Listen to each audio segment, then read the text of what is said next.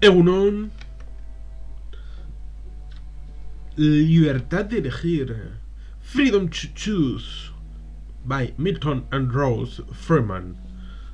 Una propuesta literaria del año 1979. Luego se haría una serie de documentales, 10 en concreto, respecto a esta propuesta en 1980. Este es un libro que compré en el año 2004, cuando salió en RBA Coleccionables, como se puede ver. Probablemente lo compré en algún lugar de prensa y demás cosas, es decir, en unas cosas que se llamaba kiosco, pero bueno, pues traía también coleccionables respecto a libros y todas estas cosas. Pero hay que decir, ante todo y sobre todo, que después de 17 años lo he leído y he podido constatar que no es un libro doctrinario como yo me imaginaba, sino es un libro bastante accesible, aunque bueno, puede que no sea para todos los públicos y para todos los gustos. Así pues, tenemos esta propuesta que, como otras, el Manifiesto Comunista, por ejemplo, pudiera pretenderse extrapolar a todas las circunstancias, lugares y condiciones del mundo mundial, incluso siendo presuntamente atemporal. Pero, sobre todo este, parece que es consecuencia de otro que sí es teórico, pero este es más práctico. Yo creo que no es disociable de la época, el lugar y el contexto en el que Milton and Rose Freeman, los Freedman, establecieron su propuesta en este libro.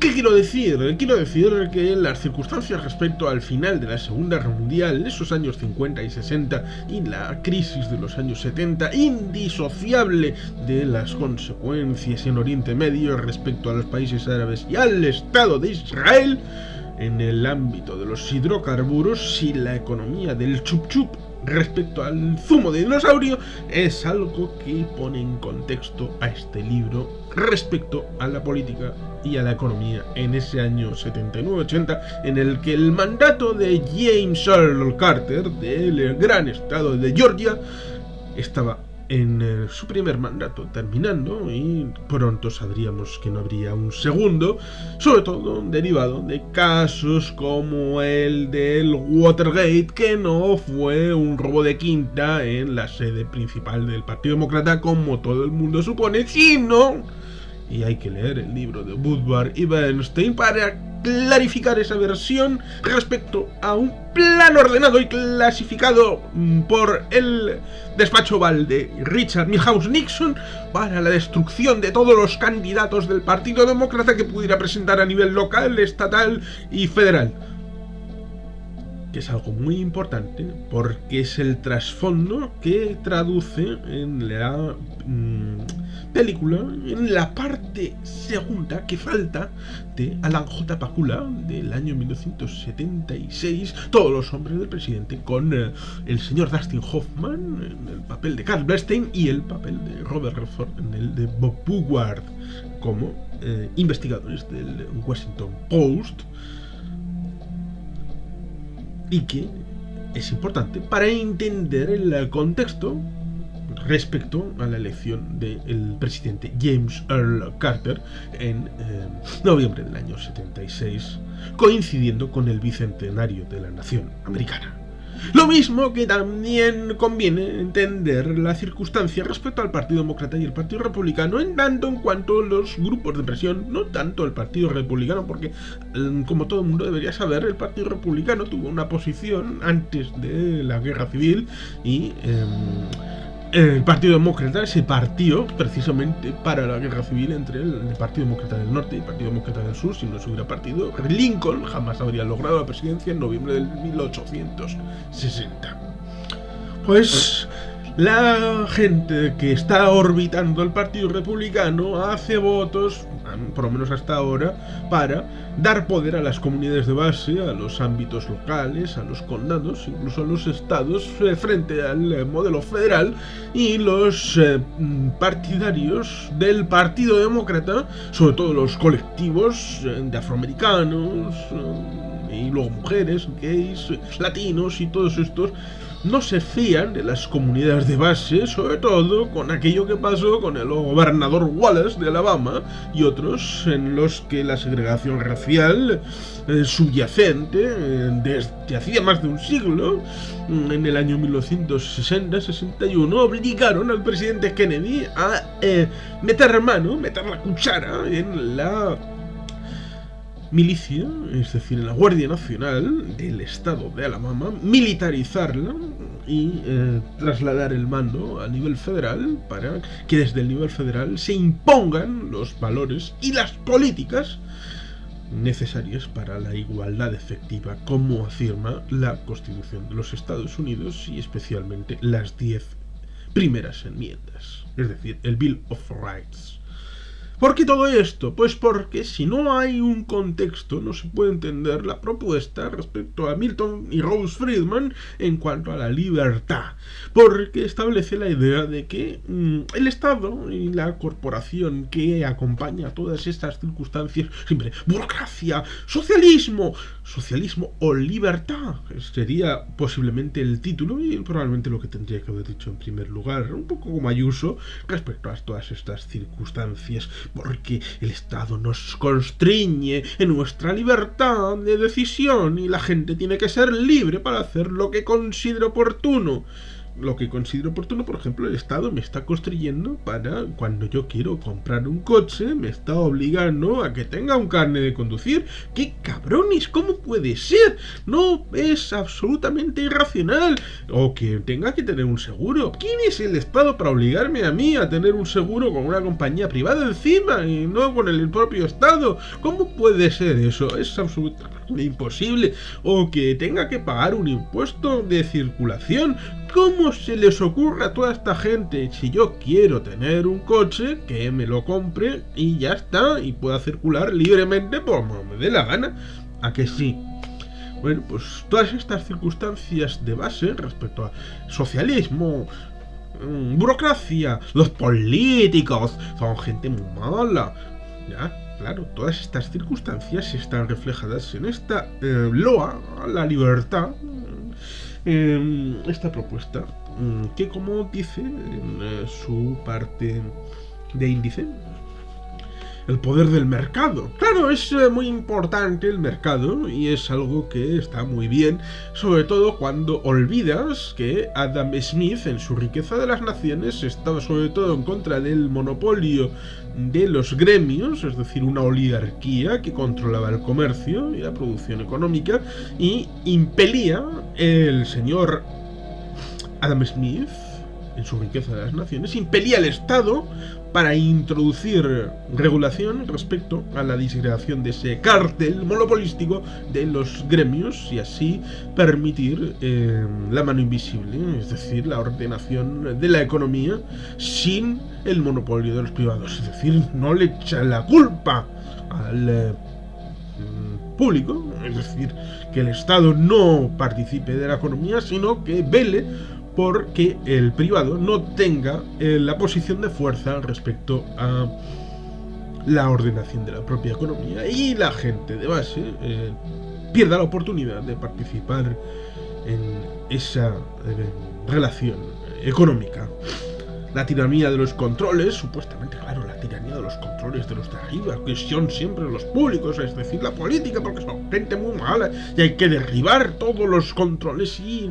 Claro, por ejemplo, se pone, luego en otros capítulos se pone, claro, esta circunstancia respecto a los Brennan de Rochester, de Nueva York, ¿no? De Minnesota, Rochester, Minnesota, es donde está la Clínica Mayo, de Nueva York, que tuvieron la idea de establecer una compañía postal haciéndole la competencia al US Postal. Lo recordarán probablemente por el timo aquel del señor Armstrong en el Tour de Francia, metiéndose cosas, incluso teniendo un motorcito debajo del sillín. Pero bueno, pues el asunto está en el que había el monopolio, por ejemplo, lo tiene Correos en el Estado español hasta hace no demasiado, para la distribución de la mercadería que se enviaba por elemento postal, y establecen su propio elemento de compañía en su garaje.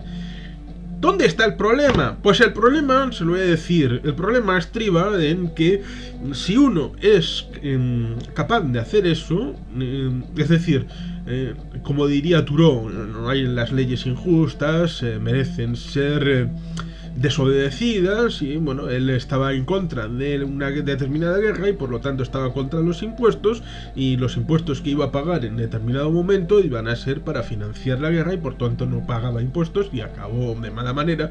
Y a veces a Thoreau se le elevaba a los altares como desobediente fiscal, como un elemento que era necesario en ese momento. Pero en un elemento democrático en el que las normas se pueden hacer y deshacer de manera democrática, es decir, de manera constitucionaria, de manera a través de representantes, de manera política,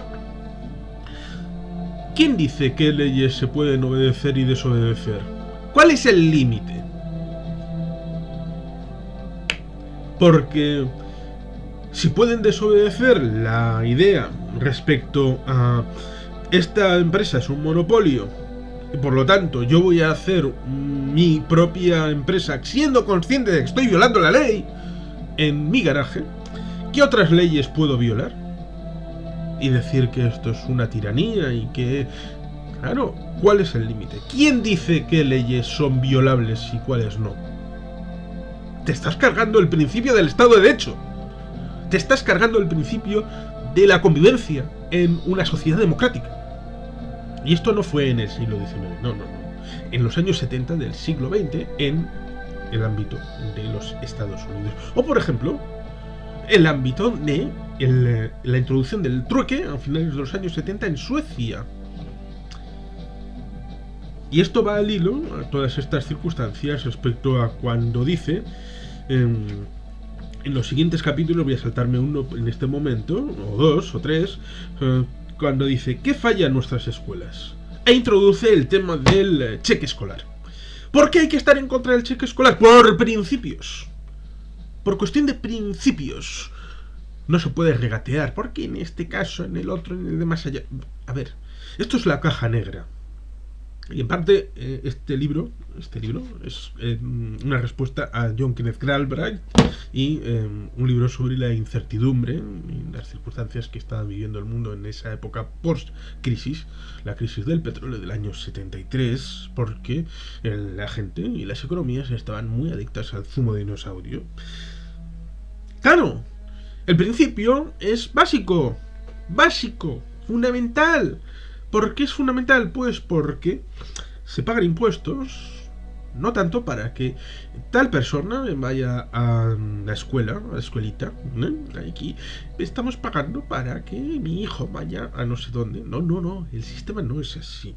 El sistema es, yo pago impuestos porque es justo, porque tenemos unas necesidades comunes en la comunidad, ya sea a nivel municipal, comunitario, condado, en el caso de los Estados Unidos. En otros lugares tendrá otra distribución, a nivel municipal, condado, el estado, a nivel federal, sobre todo teniendo en cuenta algo que pretende olvidar el señor Friedman, que es que los estados son fundamentales y una guerra civil respecto al establecimiento de los límites del poder del estado y de la unidad federal. Y que hubo los papeles federalistas que debatieron durante mucho tiempo, antes, durante y después de la Constitución de los Estados Unidos del 1787. Que es un elemento fundamental respecto a la bipolaridad, respecto al origen de las dos partes en el impuesto de la renta en los Estados Unidos. Una parte es federal y otra parte es de los estados. Por lo tanto, aquellos que dicen, no, es que el concierto económico es único en el mundo y no hay nada absolutamente igual. Puridad sí y no, porque hay una recaudación pura de parte del impuesto, de ciertos impuestos a nivel estatal en los Estados Unidos de América. Los impuestos son un mal necesario. Se pone una colecta, igual como vascos lo podemos entender mejor en tanto en cuanto la institución del bote, cuando uno va de pinchos, de bares ahí para socializar, claro, hay alguien que va poniendo, sea 5 euros, 10 euros, 20 euros, el dinero que sea, y se pone en un bote del que se va pagando las consumiciones con independencia de, hoy en este bar me voy a tomar un mojito, pero en el siguiente una cerveza, este con pincho y en el otro sin pincho. Y claro, el cheque escolar es un poco como el cheque británico respecto al dinero que se pone a nivel europeo. Para que lo entienda un europeo, lo digo porque no creo que vayan a haber muchos ciudadanos de los Estados Unidos, aunque igual sí. Cuando tú pagas, es para el sostenimiento de las cargas generales, sea cual sea, y no tanto para espera, voy a pagar este dinerito para que la escuelita de mi hijo vaya fantástico y feten. Por eso cuando se dice, no, es que los que mandan al chiquillo a la escuela privada es que están pagando 2 veces la escuela, su plaza en la pública y su plaza en la privada. No, porque el destino finalista de los impuestos no existe. Pones dinero porque las cosas del común requieren financiación. Eso lo sabe cualquiera. Y por lo tanto, cuando pones dinero, es para los bienes y servicios que el Estado provee y que, lamentablemente, aquello que es gratis, la gente no lo valora. Sea infraestructura, sea sanidad, sea educación, sea un faro para que la gente no vea destrucción de barcos los días de tormenta contra nuestras costas. La gente no lo valora. ¿Recuerdan los desfiles de Olenchero, de los Reyes Magos? O el del 12 de octubre o de San Patricio en los Estados Unidos, los que tengan la disposición de verme desde allí, que podían tirar caramelos y la gente recogiéndolo a manos llenas, como si no hubieran mañana. ¿Por qué? Porque lo estaban tirando y eran gratis. Uy, la oficina tal acaba de inaugurar, dan caramelos, dan bolis y dan globos. Coge 100. Y no coges 200 porque no tienes una bolsa donde meterlos, y 100 ya vas como el Kiko, entiéndase bien. ¿Por qué hay que rechazar de principio el cheque escolar? Por una razón bien sencilla, y es que si fuera finalista el pago de impuestos para una determinada cosa y tú con ese dinero lo reclamas para el siguiente paso es no pago impuestos, me evito todo ese rollo del cheque, no pago impuestos y lo destino directamente de mi sueldo, de mi beneficio, en tanto en capitales o cualquier elemento que haya tenido para mi vida, es decir, haya tenido una renta de capital, de herencias, de lo que sea, y directamente de ese beneficio particular lo traslado a el pago de la escuelita. Es el paso siguiente al cheque escolar y el paso siguiente al cheque británico. Desengancharme del sistema impositivo, del sistema de recaudación. Así de sencillo.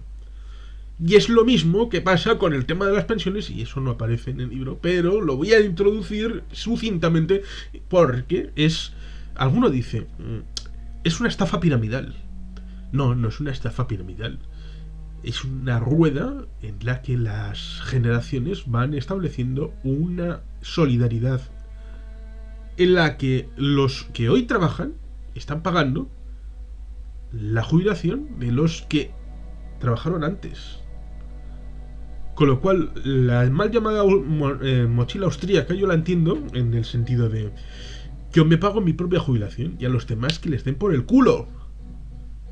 ¿Se entiende? Que les den por el culo a todos. Porque la solidaridad y el común debe supeditarse a cualquier decisión individual. No. Aquí somos seres humanos que vivimos en sociedad y en el derecho individual es muy importante, pero también el colectivo.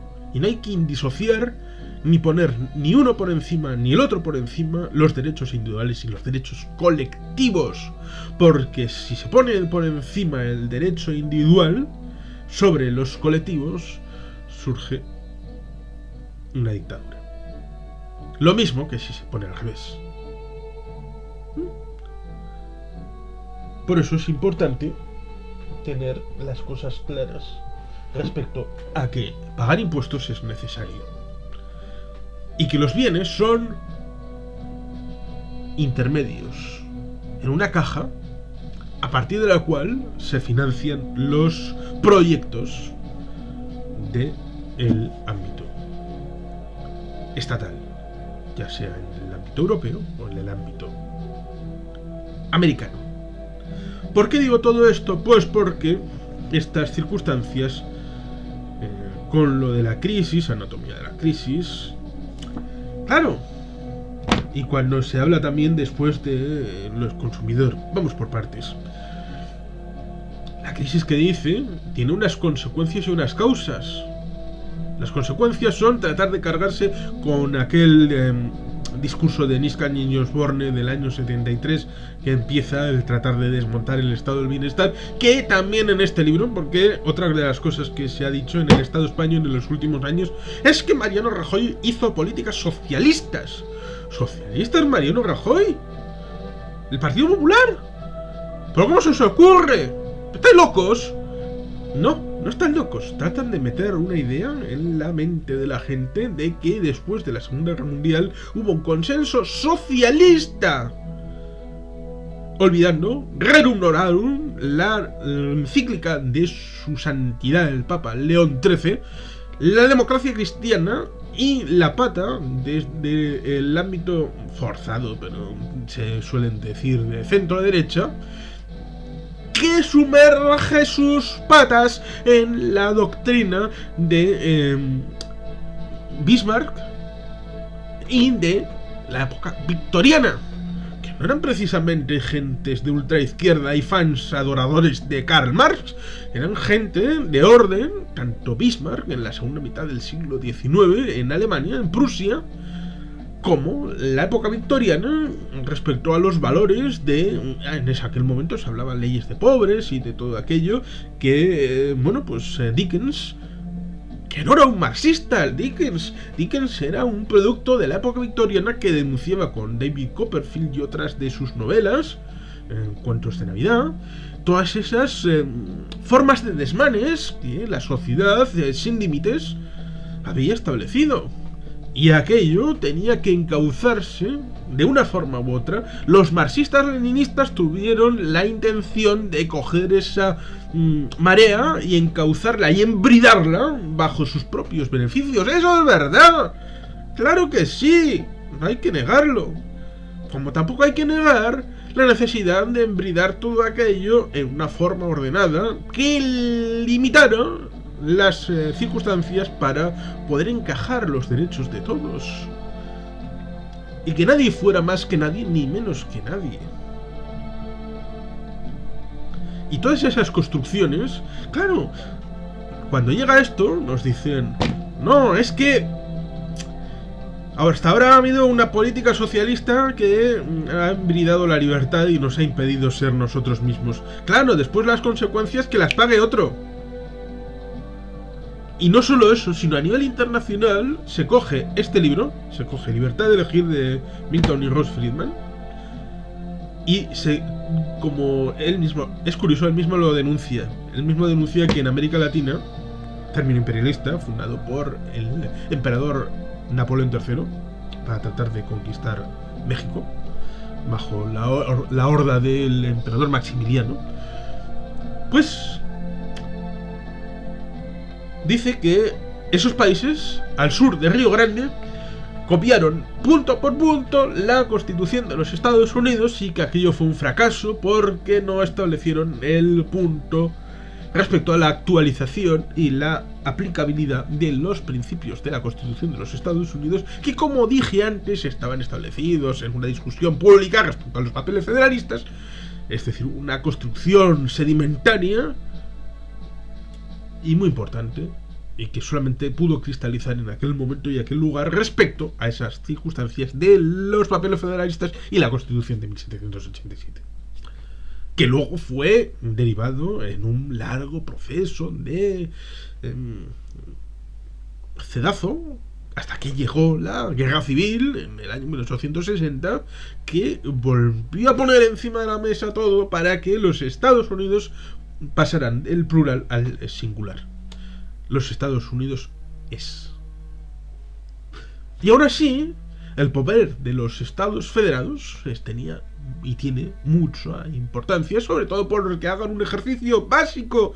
¿Quién es el secretario de Vivienda de los Estados Unidos? Da igual, el gobierno de Trump, de Biden o el gobierno de Bill Clinton, da igual. El de Vivienda. ¿El de veteranos? El de Sanidad, igual les gusta más. ¿Quién es el secretario de Sanidad de Biden? Ni puñetera idea, ¿verdad? Porque solamente se conoce a nivel internacional el secretario, tal vez el de Estado, el de Defensa, y ahora últimamente también el secretario del Tesoro. Es decir, 4 miembros del gabinete y hay más de 20. Por lo tanto, las políticas interiores fundamentalmente llevan el peso de los estados y que fue objeto de polémica porque, claro, les dan el mandato no financiado. Tienes que hacer esto, pero te buscas la vida para pagarlos y por eso hay diferencias entre California y Texas, Nueva York y Minnesota, Florida y Alaska. Claro, en el Estado español hablan de... Hay muchos políticos, hay que quitar la mitad, porque en Alemania hay menos, esto, lo otro, y tal cual. ¿Saben? Hay más de 500 miembros del Congreso en los Estados Unidos que se van repartiendo, no cambian, cambian internamente la distribución respecto a la población con el censo que se hace cada 10 años y en 2020 hubo... y todavía sigue en vigor la idea de actualizar el censo, porque necesitan saber cuántos son para poder establecer si igual Texas gana 2 congresistas y los pierde Illinois o Nueva York. Bueno, pero después, asociados a esos más de 500 congresistas y 100 senadores, que eso no cambia nunca porque son 2 senadores para cada estado, ya en 1979 había 18.000 a dedo asesores de esos políticos, hasta 65 por cada senador y 29 por cada congresista. 18.000 políticos solamente en el ámbito del Capitolio. Estamos... Cuando aquí se dice, no, es que hay muchos políticos, hay que quitar asesores, quitar del otro. Y eso estaba sustentado por gentes del Partido Demócrata y del Partido Republicano. Así que no me vengan a decir, no, es que eran los socialistas del Partido Demócrata. No, porque era algo de los dos partidos, era algo estructural. O cuando se mete en el siguiente capítulo, como digo, el de ¿quién protege al consumidor? Claro, ¿quién protege al consumidor? Claro, cuando se mete un socialista, marxista y todas estas cosas en el mercado de Chicago y ve que aquello era una mierda putrefacta y trata de establecer elementos fitosanitarios para la comercialización de los productos, eso atenta contra la libertad del productor. No puede ser, es asqueroso. El productor tiene que hacer lo que quiera. ¿Cómo puede ser eso? Claro, esas consecuencias luego en el tiempo las tenemos con el pollo. Sí, el pollo en el Brexit. Respecto a la forma en la que establecen en Estados Unidos y que es de riesgo para la salud respecto a los estándares de la Unión Europea y que curiosamente fue un elemento que la prensa británica, estableciendo la idea de libertad de elegir, freedom of choose, a choose, claro, tenía la libertad de hacer esas cosas. O, por ejemplo, ningún Estado aprobará ni impondrá ninguna ley que limite el derecho de cualquier ciudadano de los Estados Unidos a seguir cualquier ocupación o profesión de su elección. Es decir, yo quiero ser piloto y no tengo que ir a ninguna escuela ni nada, solamente me presento en mi empresa de aviación y ya está, y que me den el avión. Porque el contrario es ir contra mi libertad. ¡Carajo! Que yo quiero ser piloto.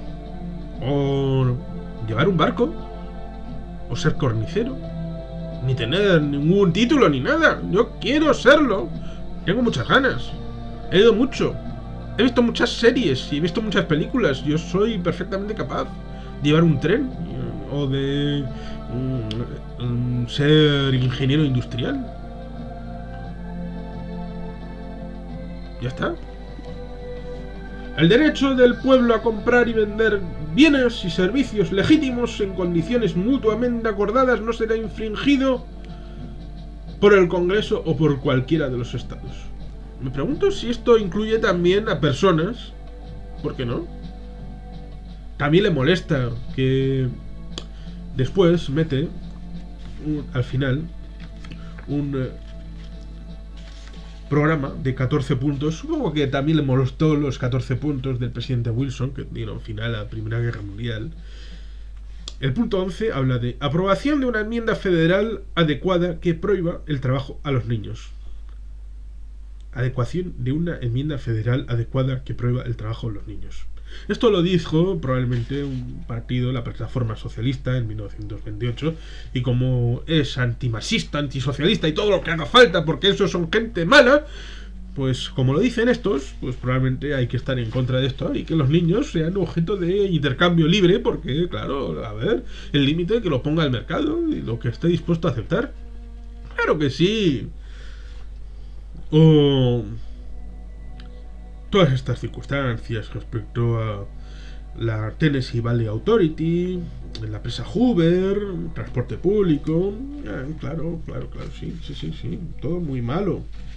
O el Congreso no aprobará ninguna ley que reduzca la libertad de los vendedores de bienes o de fuerza de trabajo para establecer los precios de sus productos y servicios. El Congreso no impondrá ningún gravamen o derecho de aduana sobre las importaciones o las exportaciones, excepto los que puedan ser absolutamente necesarios para el cumplimiento de sus leyes sobre inspección. Cosas muy interesantes, sobre todo cuando en el siglo XIX Estados Unidos se dedicó al proteccionismo para establecer sus propias industrias nacionales y así poder competir posteriormente cuando abren las compuertas con el comercio internacional. A veces hay que poner los principios encima de la mesa, como el tema del cheque escolar y otros respecto a los bienes públicos, porque las empresas privadas no serán capaces ni tendrán la voluntad más que de obtener beneficios, y la sociedad tiene una necesidad de bienes colectivos. Porque solamente hay dos posibilidades, por ejemplo, con el cheque escolar. O aceptas el cheque escolar, es decir, el paso intermedio a que cada cual haga con su dinero lo que le dé la gana, es decir, que posteriormente elimines la educación pública como algo estructural. ¿Por qué? Pues por una razón bien sencilla y que todo el mundo debería entender. Si cada persona piensa que con su dinero va a financiar una plaza de educación pública y prefiero que me den el cheque a mí, ¿cómo limitas el acceso a los que han pagado impuestos para esa circunstancia cuando el pago de impuestos es a una saca común para el pago de todo lo que el Estado gaste? Ya sea en infraestructuras, a nivel de seguridad, todo, cualquier cosa. O permites eso, es decir, que te cargues el sistema, o, por el otro lado, plantas cara y dices que no, que no, que no, que no, que no, que no hay cheque escolar que valga, que les den por el culo a toda esta gente que dice estas gilipolleces, que se la metan por donde les quepa. Así de sencillo y así de ideológico. Y hay que estar preparado, aunque se considere que el libre mercado es una cosa buena, pero todo, incluso el oxígeno, si no se le pone límites, mata. Todo lo puro mata. Necesita equilibrio, necesita límites. Hay que poner las cosas en su contexto y en su lugar. También la libertad de elegir. Está muy bien saber los límites, exponerlos, poner encima de la mesa que la sociedad libremente, sobre todo siendo consciente, porque hay decisiones que se tomaron cuando no era libre ni era consciente, pero ahora sí debe serlo, limitan la capacidad individual y colectiva para hacer y funcionar. Pero se debe tener en cuenta que son hechos que son necesarios para la convivencia en sociedad. Y que no se puede, como se intentó, como el señor Milton Friedman, que dicen que estuvo involucrado con el tema de Chile, con el señor Augusto Pinochet Ugarte y los señores del clan de Chicago, aunque habría mucho que desbrozar porque no es tanto como se dice, pero sí estuvieron implicados con una cierta relación. Claro, la democracia exige medios y formas democráticas para funcionar. Y el mercado es algo necesario, pero como digo, en su justa mediana. Libertad de elegir, por tanto, es un libro accesible y que trae muchos de los elementos que ahora gentes, desde un Trump a un Vox, ponen encima de la mesa como supuesto liberalismo, aunque llevarían por la calle de la amargura a un Fernando Díaz Villanueva. Y si no lo hace, pues es porque tiene el purismo de no meterse con sus amigos. Pero todas estas circunstancias, como por ejemplo poner de ejemplo, valga la redundancia, con el remedio a la inflación a India, Japón. Claro, Japón en ese año 1979-80 tenía una serie de problemas que luego llegaron a la estanflación en los años 80 y fundamentalmente en los años 90, creciendo a cero, es decir, estando parados. Pero eso no lo pudo ver el señor Friedman cuando establece este libro. Claro, no lo pudo ver. Las consecuencias vienen mucho después que un proyecto limitado en el tiempo. Claro.